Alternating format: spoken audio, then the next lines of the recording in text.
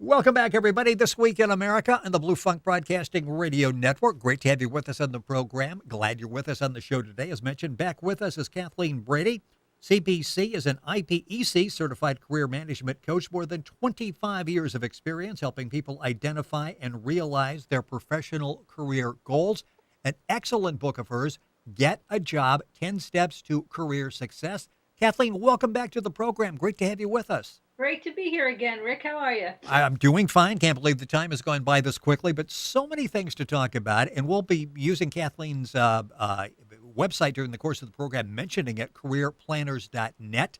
On our website, thisweekinamerica.us, and you can link on and get all that information. Just, you've been on before. You can go to YouTube and you can go to iTunes and you can watch and listen to our first program. But you really know what you're talking about because you went through this job process and trying to find what you wanted to do and try to figure out how to market yourself. You went through all of this yourself, which gives you a great deal of credibility. And I'd like to start by talking about really where we are now in the job market. If things are loosening up some, what the market is like, and especially entering into the end of the year, the last quarter, fall, winter, the job opportunities out there. Where are we in the job market right now, do you think? I'll have to say the fall season is probably the biggest and busiest time of year for hiring. That has historically been true, and we're sort of seeing evidence of that this year as well. So the good news is there are jobs out there. Hiring is happening. People just got to kind of get themselves geared up and ready to roll. The mistake a lot of people make, they say, I'll just wait until the beginning of the new year and come out then. But now really is when a lot of hiring happens because employers are looking at their goals and they're saying, okay, we've got a head count. We want to make sure we hire before the end of the year. Otherwise, we lose that head and we won't be able to hire in 2014. They realize where they're at with their goals and what they've been trying to accomplish, and that maybe they're shorthanded, and so they're ready to roll. So if you're looking on the job board, you're going to see right now a lot more postings that are out there. You know, a lot of people would look at this and think, okay, this seems to be maybe not a permanent job, a temporary job. And I guess in essence, all jobs are temporary. But I'm even looking at professional jobs there now. If you're entering into a situation and it doesn't look like it's going to be, at least initially, the offer for permanent for a long time, is this a great opportunity to get your foot in the door and to prove yourself? Should you consider it, maybe even take it if you're not sure of the duration? I think it's a great time to take it and get some experience, particularly if you're a junior person and you don't have a lot of experience. Taking a temp opportunity or something that maybe doesn't have a long-term prospect is okay, because if you can position that to an employer as this was a 6-month assignment, so it's not like people are going to look at you and say, oh, why does she have so many jobs? You can certainly explain that away. The other thing to keep in mind, particularly for more senior people, corporate America, sometimes they have to hire on a temp basis in order to get you on the head count. So there may be hiring freezes and things like that, but they're allowed to hire for special projects. So that's a good way to get in, even without the guarantee of a permanent position, because now you're in the game, you're in that stream, you have an opportunity to make an impression on people. You've got a better shot at turning it into a full-time opportunity. Our guest on the program is Kathleen Brady. Her book is Get a Job, 10 Steps to Career Success. Her website is careerplanners.net. Good information on the website, excellent information in the book, and getting, I guess, very basic, because it sounds like now is really a great time to get out there and really sort of assess who you are, where you would like to go for the future. And you talk about defining your product, the ABCs of job hunting. Mm-hmm. What should we be doing before we begin this process? We're anxious now. You're telling us it's a good time to be in the market. We really need to do it right, because with a lot of people, you have one shot at it and you want it to count. How do we get ready to go out and to enter this market? The first thing you have to be able to do is talk about what it is you have to offer employers. So that requires, for a lot of people, a little bit of soul searching and doing a career audit, if you will. You have got to be able to say, here are the 3 things or 4 things that I can do. Here are the 3 things or 4 things that I know best, and position that as a value added for the employer. So the first step is to really do that introspection. What can I do? What do I want to do? What do I need? All of that, so that way you can tell your story well. Once you identify those things, then you have to do the market research to figure out who wants to buy what it is that you have to sell.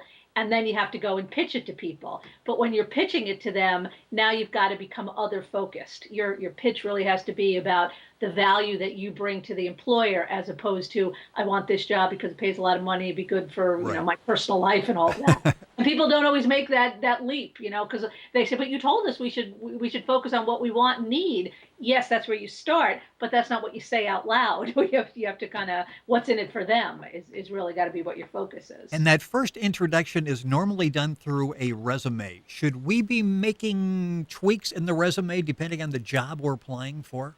Absolutely. And that, historically it was you could have one or maybe two resumes if you were looking at very different industries. Now you almost need a different resume for each employer. And by that, I mean, I don't want people to go crazy that they have to be that different, but you have to tweak them to make sure that you've got the right language that matches the job description that they've got posted, because computers are doing the first line of weeding out.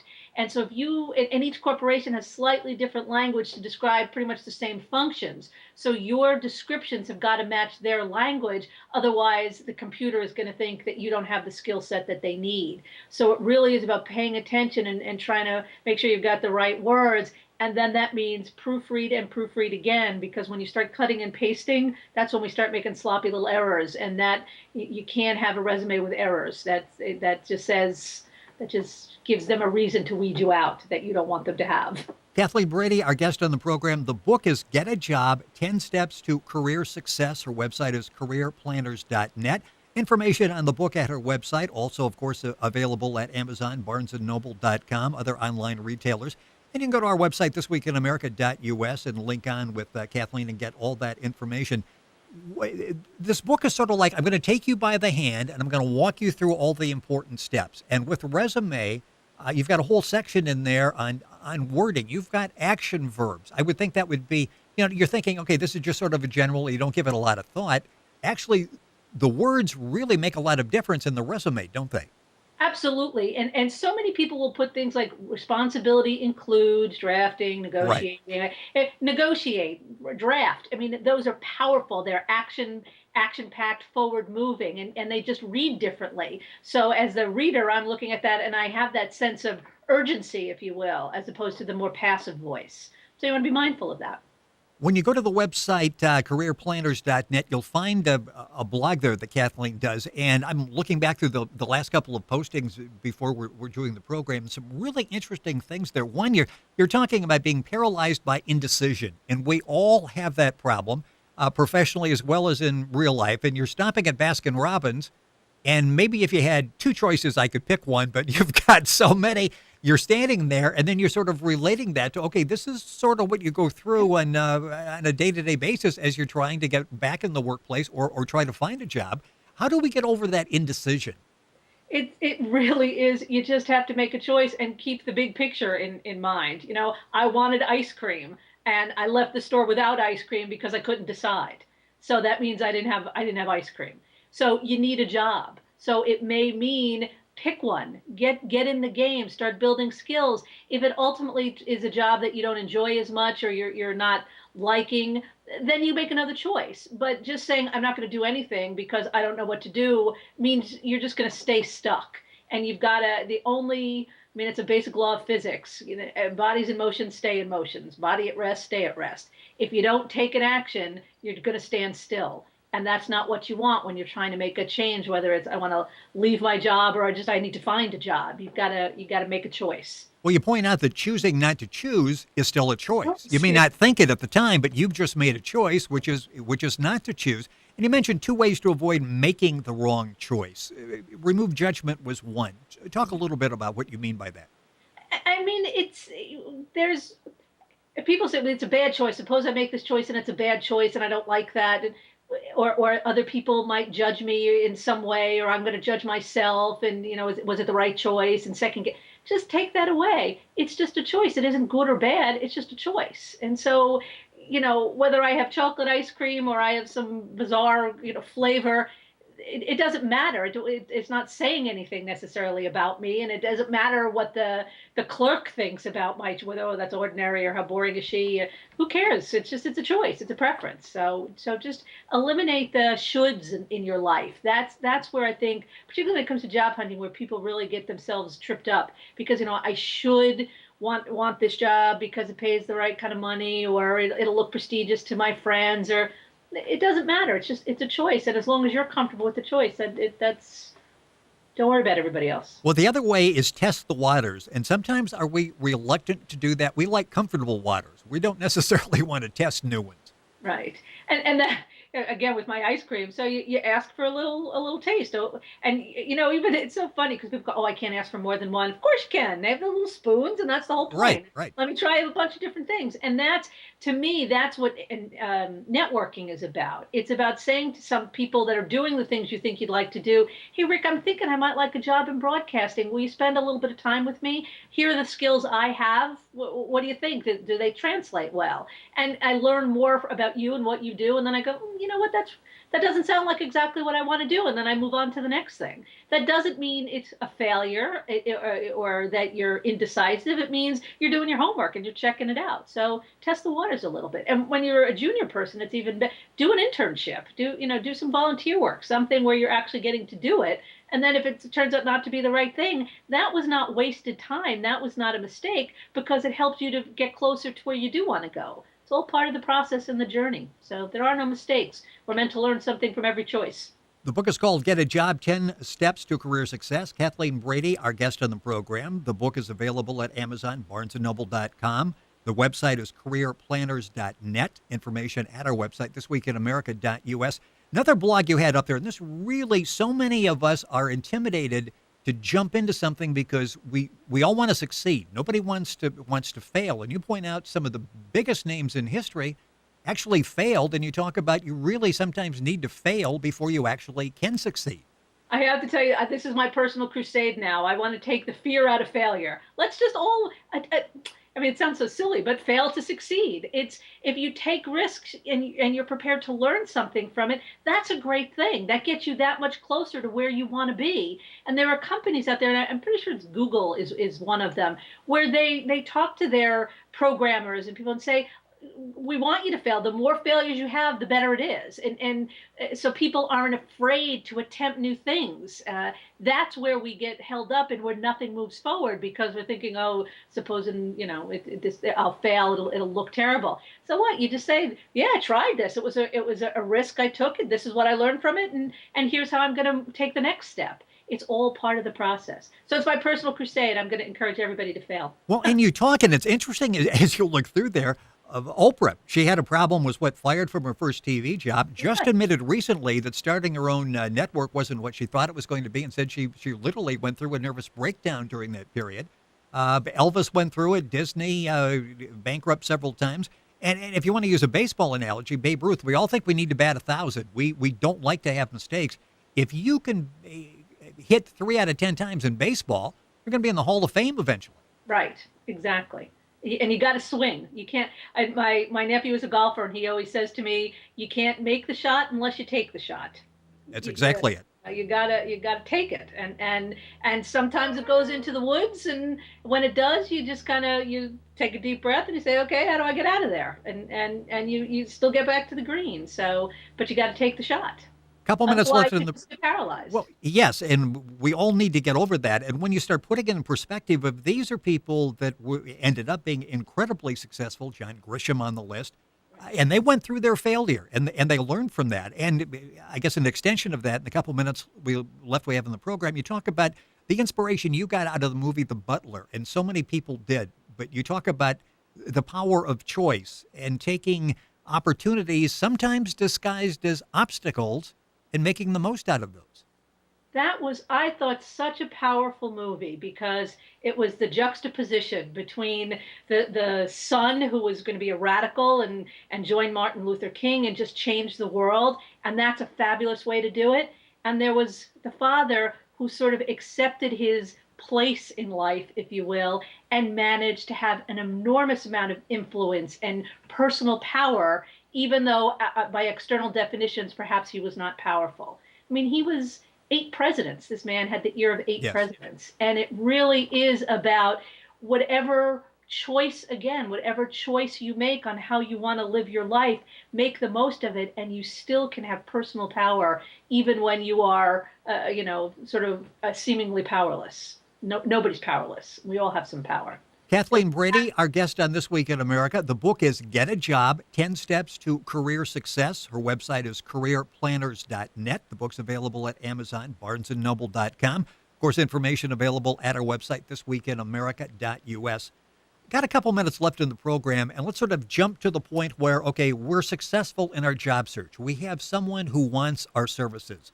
We need to evaluate and negotiate. And you've got a lot of great information in the book, Get a Job, that talks about that. But just very briefly, the marketplace has changed. And they may give us a job offer, and it may not even be close to what we're thinking about we're worth in the marketplace, maybe going back to what it was 5 or 6 years ago. How difficult is that to evaluate and then actually negotiate? And some of us are afraid to negotiate. Whatever they offer, we figure that's written in ink, and we're not going to be able to change it. I think you have to walk into a negotiation with information. So no one is going to pay you a certain amount of money just because that's what you made at your last job or because that's what you need to pay your mortgage or whatever. So you want to make sure you've done your homework and you know what comparable positions in that organization and at their competition pay. And that information is out there. You got to do a little bit of digging, but you certainly can find it.